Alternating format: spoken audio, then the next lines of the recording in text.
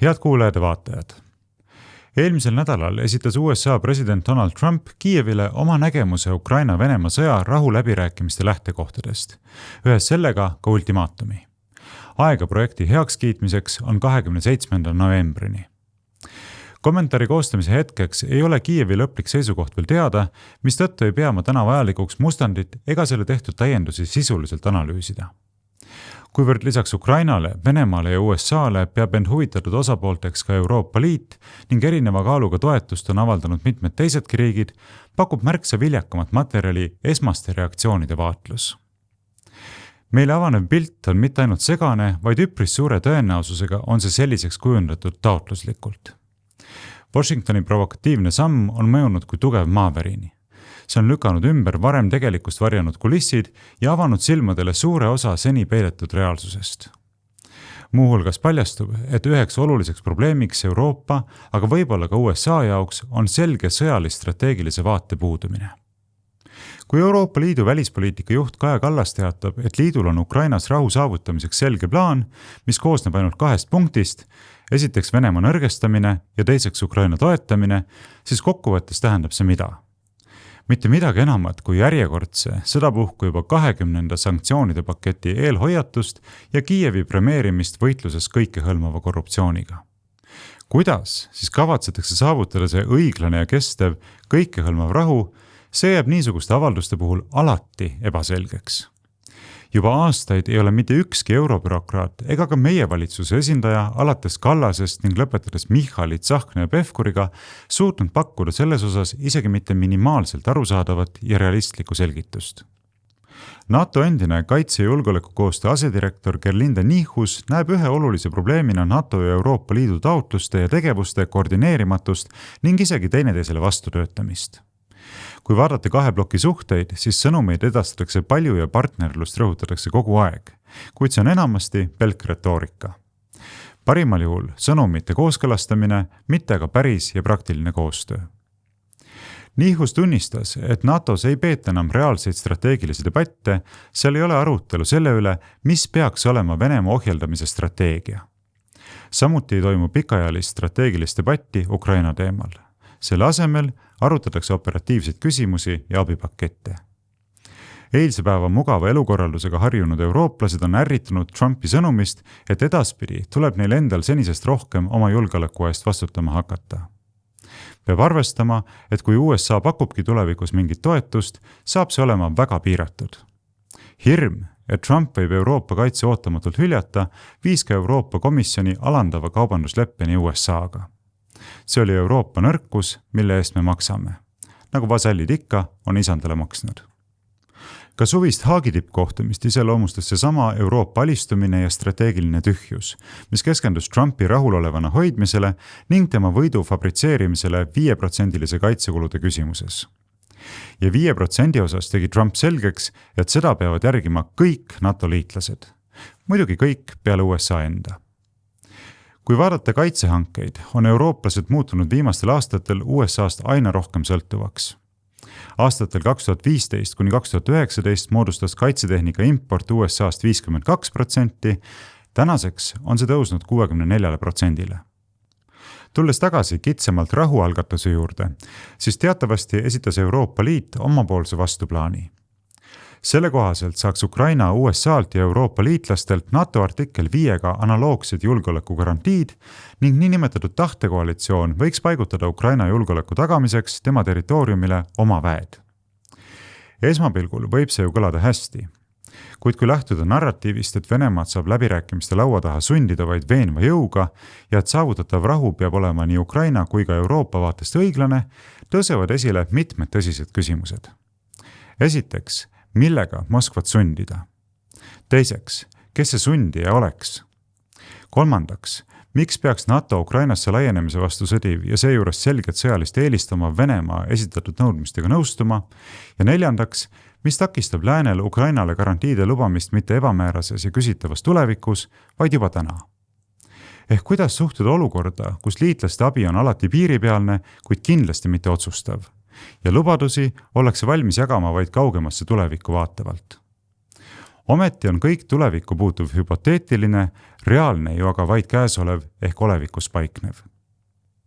Ukraina sõjanduseksperdi ja sihtasutuse Come Back Alive juhi Taras Tšmuti sõnul takistab Ukraina relvajõududel Vene armee tõrjumist sisemine korrastamatus ja allajäämine relvastuses. Tšmut hoiatas, et kui Venemaa peaks Ukrainas võitma, oleks NATOl oma praeguses valmiduses väga keeruline Vene vägedele vastu saada. Ukrainlased sõdivad vaenlase vastu, kellel on arvuline, majanduslik ja ka sõjaline ülekaal. Ka Tšmut nendib, et nendes tingimustes ja partnerite, eriti suurriikide kaootilise ning ebapiisava toetuse korral, toimubki pidev taandumine. Ukraina armees leiab aset massiline deserteerumine, samal ajal kui strateegiline initsiatiiv kuulub vaenlasele. Antud olukorras tuleks Tšmuti sõnul kainelt analüüsida, mis on kokkuvarisemise punkt. Ehk kui kaua suudavad ukrainlased veel sellise tempoga võidelda. Ukraina püüab vastu pidada nii kaua kui võimalik, lootes, et ehk siiski sekkuvad sõtta ka NATO riigid. Samas Tšmut tunnistab, et Venemaa armee on nüüd tugevam kui ükski Euroopa sõjavägi, nende kogemused kaaluvad üles ükskõik millise riigi kõrgtehnoloogilise relvastuse. Ja NATO paraku on praegu vaid pabertiiger. Tšmuti hinnangul teeks ükskõik milline praegu Ukrainas otseselt lahingus olev Vene pataljon tuule alla ükskõik millisele NATO brigaadile. Samal ajal sarjab president Trump, et Ukraina juhtkond pole USA pingutuste eest näidanud üles vähimatki tänulikkust ja et silmakirjatsev Euroopa jätkab nafta ostmist Venemaalt. Vastuseks suudab reaalsusest irdunud Euroopa Komisjoni president Ursula von der Leyen vaid papagoi kombel korrutada, et Euroopa Liidul peab olema Ukraina rahuplaanis lausa keskne roll. See keskne roll on tänaseks muuhulgas väljendunud vastuettepanekute esitamise kaudu Trumpi rahuprojekti saboteerimises. Täies teadmises, et Venemaa seisukohast on nõutavad muudatused absoluutselt vastuvõetamatud, mis tõttu on võimalik Moskvale viidates rahuprotsess taaskord nurjata. Venemaa tuleb läbirääkimiste laua taha sundida, aga kindlasti ei tohi temaga läbi rääkida. Vot selline on Euroliidu positsioon lühidalt kokkuvõetuna. Nagu olen paljudel kordadel nentinud, seisab Euroliit õiglase rahu retoorika kattevarjus tegelikult sõja võimalikult pika jätkamise eest, küünilise eesmärgiga kasutada Ukrainat Venemaa maksimaalseks kurnamiseks ja nõrgestamiseks, et olla hiljemalt 2029. või 2030. aastal ise paremas positsioonis Venemaa vastu sõtta astuma. Selgelt süvariikliku taustaga Rahvusvahelise kaitseuuringute keskuse direktor Kristi Raik näebki Trumpi kindlat soovi rahuni jõuda ja Venemaaga suhteid normaliseerida väga negatiivse signaalina. Mitte ainult Ukrainale, vaid transatlantilistele suhetele laiemalt. Raiki sõnul on näha, et muu hulgas soovib Venemaa takistada Euroopa võimalusi külmutatud varasid kasutusele võtta ning jätta see USA ja Venemaa vaheliseks teemaks. Euroopat püütakse selles protsessis mängust välja mängida, aga kuna Euroopa riigid pole suutnud omavahel kokkuleppeid teha, on nüüd keeruline end kehtestada. Toimuv on järjekordne Euroopa alandamine USA kui suurima liitlase poolt, kuid tuleneb see ikkagi Euroopa enda nõrkusest ja suutmatusest ise rohkem oma ja ka Ukraina julgeoleku heaks ära teha. Raiki hinnangul pole seni näha, et probleemi võetaks piisavalt tõsiselt. Mis jääb aga Raikil märkimata, on see, et USA suhet Euroopaga ei ole sisuliselt adekvaatne kirjeldada liitlassuhtena. Palju asjakohasem on sellest rääkida kui isanda ja vasalli suhtest. Niisuguses raamistikus on tunduvalt lihtsam mõista nii USA samme kui ka Euroopa reaktsioonide pidetust. Euroopa reaktsioonid on aga tõesti meeleheitlikud. Euroametnikud väljendavad vaid silmakirjalikku ahastust, et peale sunnitud rahulepingu sõlmimise korral peaks Kiiev loobuma nii iseseisvast välispoliitikast kui ka suurel määral oma sisemiste asjade korraldamisest. Arvestades aga Ukraina ambitsiooni liituda Euroopa Liiduga, oleks see neile võib-olla just vajalik. Nii-öelda kainestav eelmaitse ihaldatavast tulevikust. Seejuures kurdab Eesti Päevaleht, et kuigi iseenesest on läbirääkimised normaalne nähtus, ei peaks neid pidades ennekõike kartma oma suurimat liitlast. Kõige hullem olevat see, et Euroopa diplomaadid ei tea, kuidas Trump mõtleb, kuid samas ei suuda nad ka ise initsiatiivi võtta. Ja nii mängibki Euroopa ise suurvõimudele ette võimaluse talle taaskord koht kätte näidata. Kindlasti ka kinnistub Euroopa absoluutne maailmakesksus, nii-öelda axis mundi eurokraatide retoorikas. Soovmõtlemine par excellence. Ajal, mil isegi pseudoeksperdist propagandist Rainer Saks tunnistab, et Euroopal endal ei ole konkreetset rahuplaani, mida lauale panna ja pole ka jõudu neid läbirääkimisi ise esile kutsuda, põrutab erukindralist sõjakas europarlamentär Riho Terras lauale risti vastupidise seisukoha. Numbreid loopides näeb Terras Euroopa Liitu USA järel maailma suuruselt teise majandusena. Sel aastal mõõdume Hiinast ja Venemaa jääb kaugele maha, rajub kaitseväelastegi poolt parketikindraliks tituleeritud Isamaa eurosaadik. Ent sellest hoolimata ei usuta Washingtonis ja Moskvas, et Euroopa võiks sellesse konflikti reaalselt sekkuda. Meie jaoks on reserveeritud pealtvaatajate sektor. Terrase sõnul on see illusioon, millel oleme ise lubanud tekkida, sest tegelikult oleme üks maailma suuri jõude. Seda tuleb vaid senisest selgemalt teadvustada ja ka vastavalt tegutseda. Terrase sedastuse kohaselt ei saa rahuplaan jõustuda ilma Ukraina enda nõusolekuta ning Euroopal peab olema selles otsustav roll. Just nii. Ukraina küll formaalselt annab nõusoleku, aga Euroliidu ettekirjutuste pinnalt, eks ole? Küsimuseks jääb, kelle tingimustel siis ikkagi rahu sõlmida tuleks, Ukraina või Euroopa? Terras kirjeldab, kuidas NATO on võimsam kui Venemaa ja Ukraina omakorda sõjaliselt võimekam kui NATO, meist aastaid ees. Aga mida siis arvata sellest, et kindrali hinnangutele vaatamata on kaks kanget praegu isegi ühendatuna neist väetima eest taganemas? Terrase avaldusest kumab läbi, et kõik, mis Ukrainas säilib, tuleb võimalikult kiirelt integreerida lääne struktuuridesse ja kasutada tulevases suures sõjas Venemaa vastu. Vaid nii saavutame õiglase ja püsiva rahu Euroopas. Kõlab loogiliselt, mitte just eriti. Ka kaitseminister Hanno Pevkur laidab USA rahuprojekti karmides sõnades maha.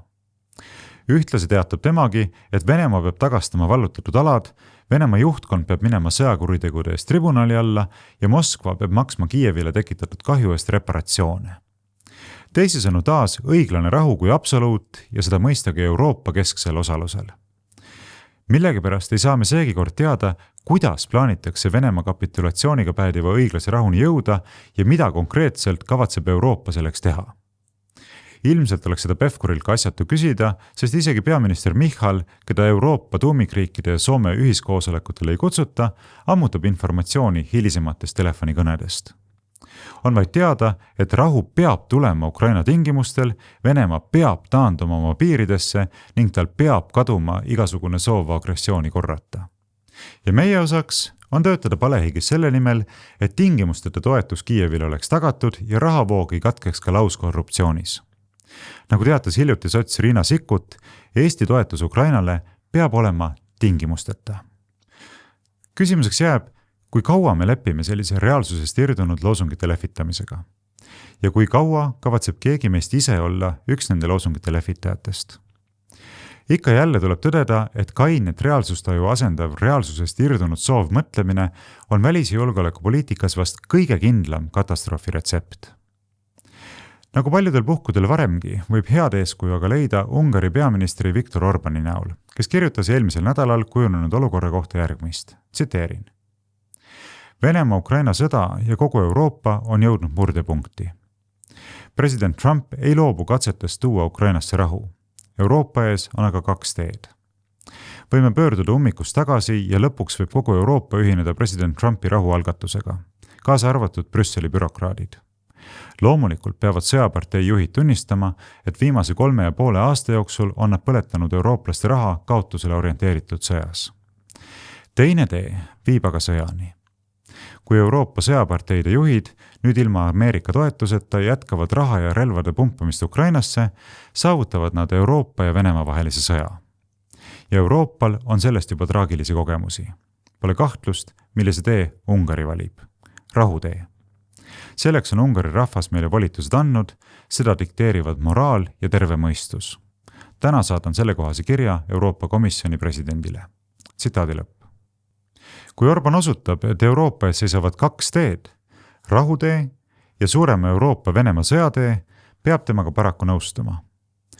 Oleme jõudnud punkti, kus kõik Eesti poliitikud peaksid ütlema selgelt välja, milline on nende positsioon selles küsimuses. Ehk kumba teed mööda tahavad nemad meie rahvast ja riiki juhtida. Tuleb võtta selge seisukoht ja ka sellega kaasneb vastutus. Minu seisukoht on igal juhul selge.